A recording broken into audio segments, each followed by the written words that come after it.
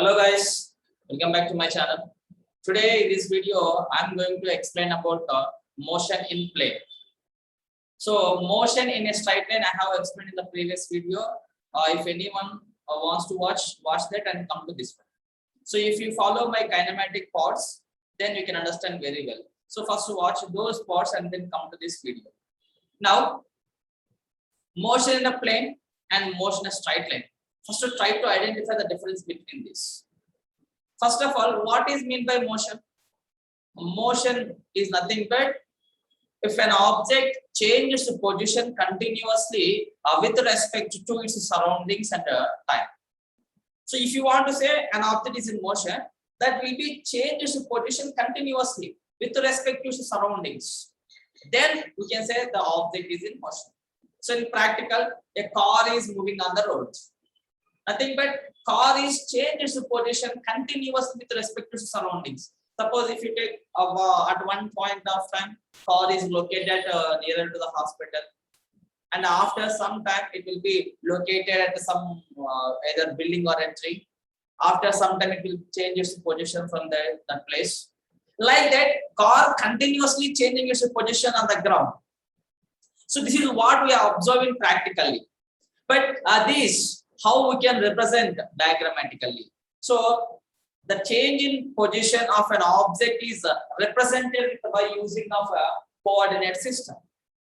So coordinate system means here always the starting position of an object is assumed as the origin. So origin, this is the origin. With respect to this origin, how the object is going to be changed its position will be represented by using this coordinate system. Now, coming to if an object is moving along the x-axis in the sense, I'm considering this x-axis as a surface of a ground. If a person walking on the ground, if a car is moving on the road, if a ball is rolling on the ground. So these all are the same examples, the object moving on the x-axis. Why? Because I'm assuming that this x-axis as a representation of the surface of a ground. If any object is moving on surface of ground, I can represent the position change with respect to the x-axis. Suppose if a car is moving on the road, it will be located initially at one position. That initial position I am considering as the origin.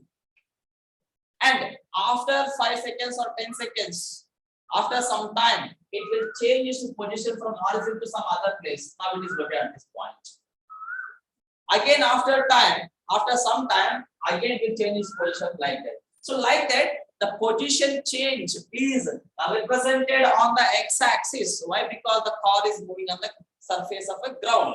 The surface of ground I assumed as a x-axis here. So nothing but whatever the motion we observed in our day-to-day life, that will be represented with a coordinate axis.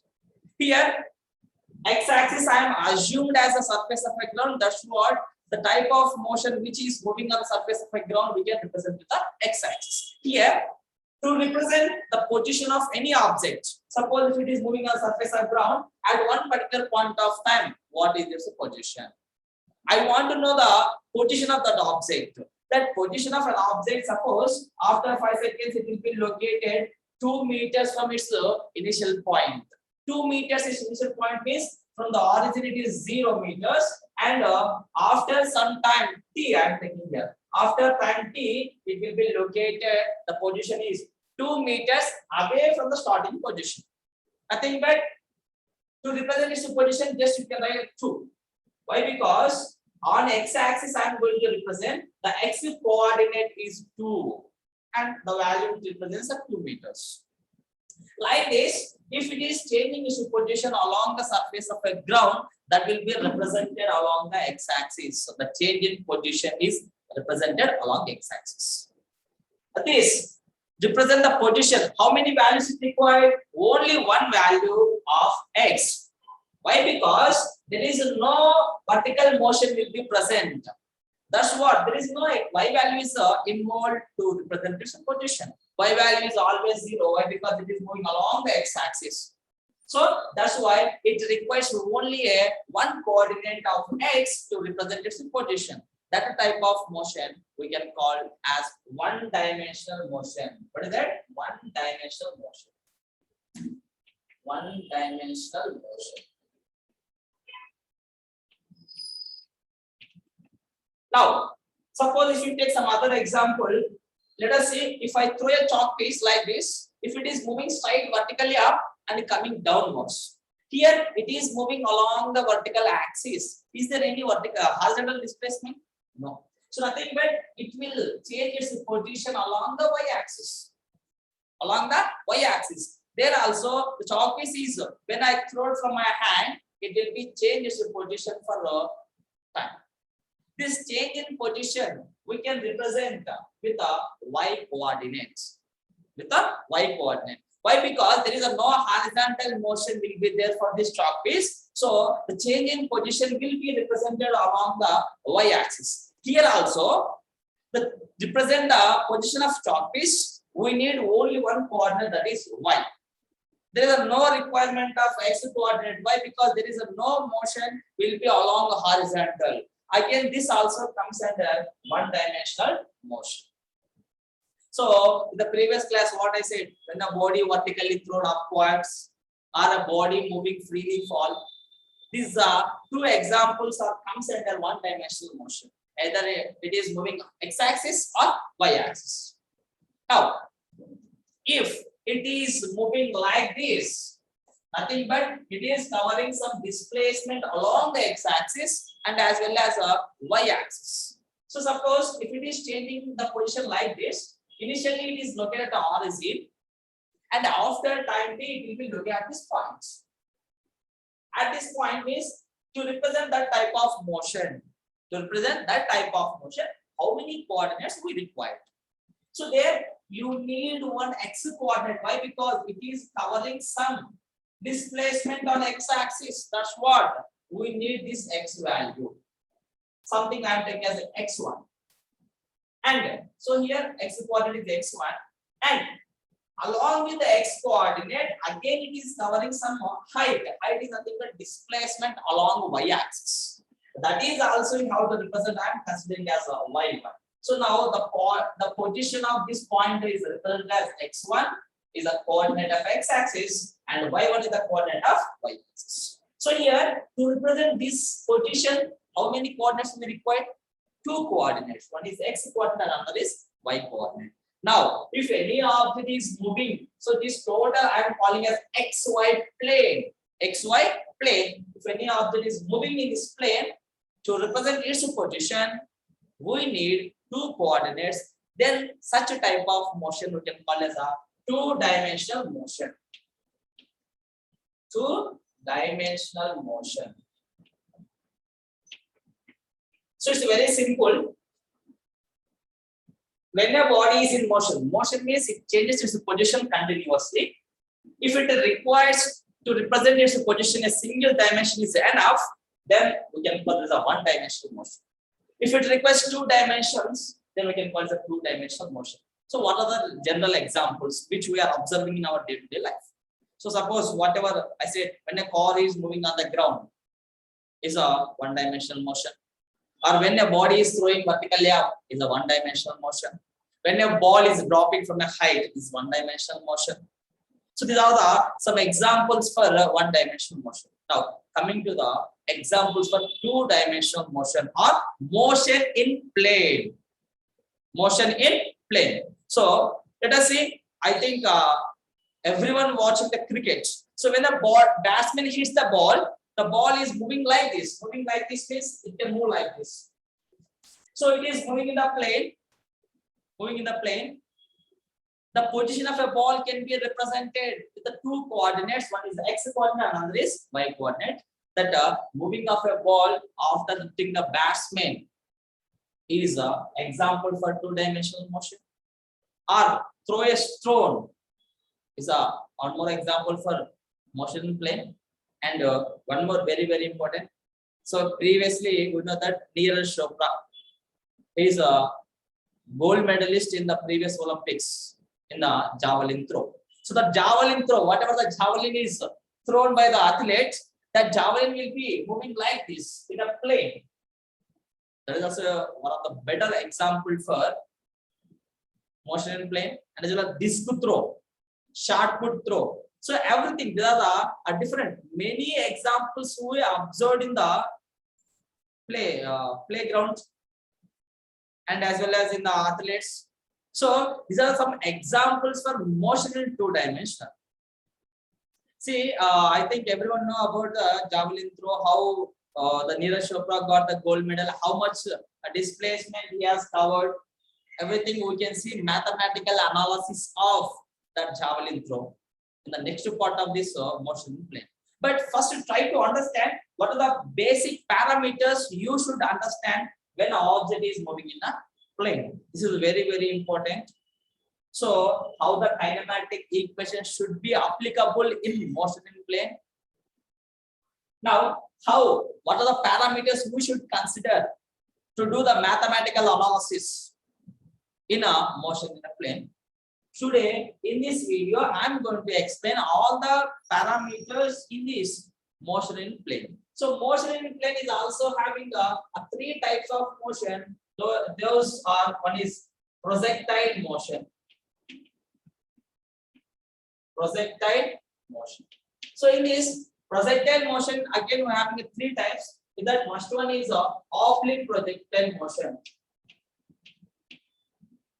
Oblique projectile motion, and the second one is horizontal projectile motion. Horizontal projectile motion, and projectile from the plane, from projectile on an inclined plane. On an inclined plane. So again, these are three different types of projectile motion. First, try to understand what is meant by projectile motion and what are the factors we observed very carefully in the motion in plane. So projectile motion, and these all are comes under motion in plane. Now, look at what is meant by projectile motion.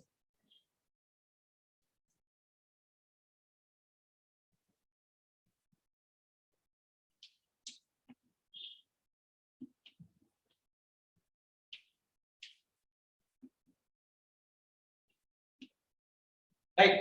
First, if an object thrown with some velocity v, if an object thrown with a velocity, something I am taking as a u. So when you throw an object like this, which type of path it follows? So initially it is moving like this, and again it will come back to the ground. So this is how the path traveled by the object. Now, in this case, and this body which we throw into the air is making some angle theta and taking here with the ground or x-axis. So this theta we can call as angle of projection. What we can call this? Angle of projection. And this is the initial velocity of a projectile. What is meant by projectile? Why? Because in all these cases, I am calling a projectile like. What is meant by projectile? When we can call it is a projectile. So nothing but in general examples, we say that a body is moving on the ground, a body is thrown vertically up. But why we can call when it is moving in the plane? Why we can call it a projectile? Why not a body, or why not an object? So just remember that when a body is either it is moving along x-axis or along y-axis, there you can call it as a body or a substance or an object. But when it is moving in the plane, you should call that is a projectile. Projectile is nothing but a body is moving in the air by some angle, and that angle is not equals to 0 and not equals to 90 degrees. Why? Because if theta becomes 0, then it is moving along the x-axis or horizontal. Suppose if theta is 90 degrees, then you can say that the body is moving along the y-axis or vertically projected. So if we can call the body as a projectile when it is making some angle with the ground or x-axis, that angle is not equals to 0 and not equals to 90 degrees. So when the angle in between, so nothing but 0 is greater than theta is greater than 90 degrees. So the angle is always should be lies in between 0 and 90 degrees. Then only we can call it is a projectile.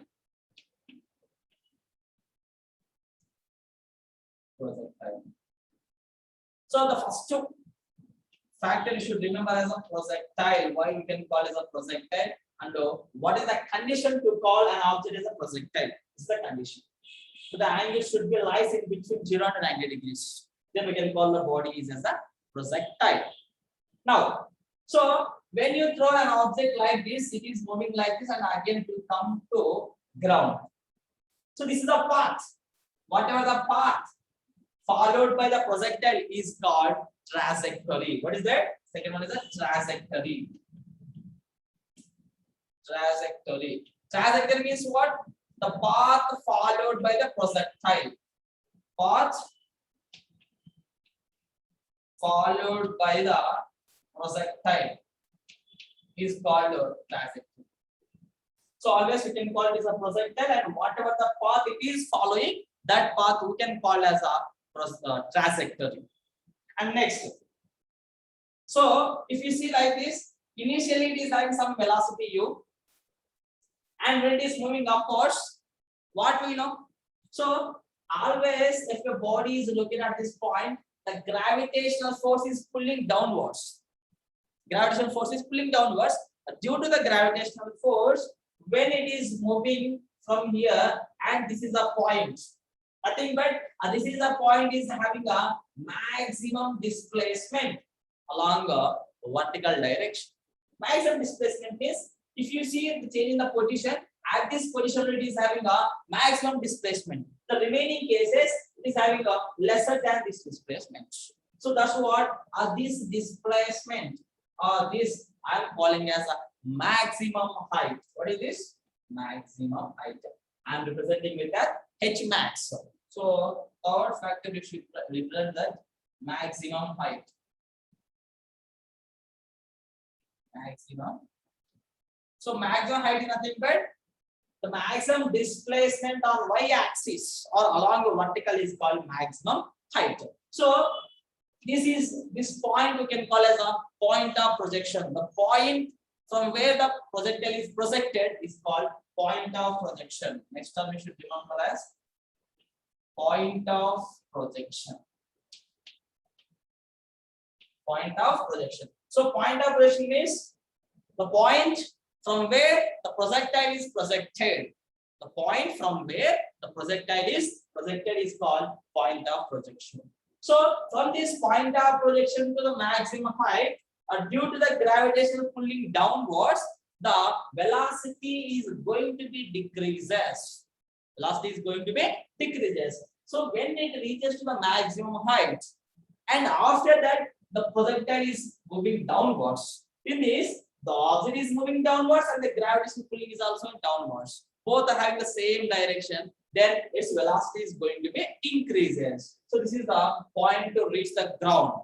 Point to reach the ground. So please remember that from the point of projection to the maximum height, the body is moving upwards, the gravitational pulling is downwards. Both are in the opposite direction. Due to that, its velocity is going to be decreases.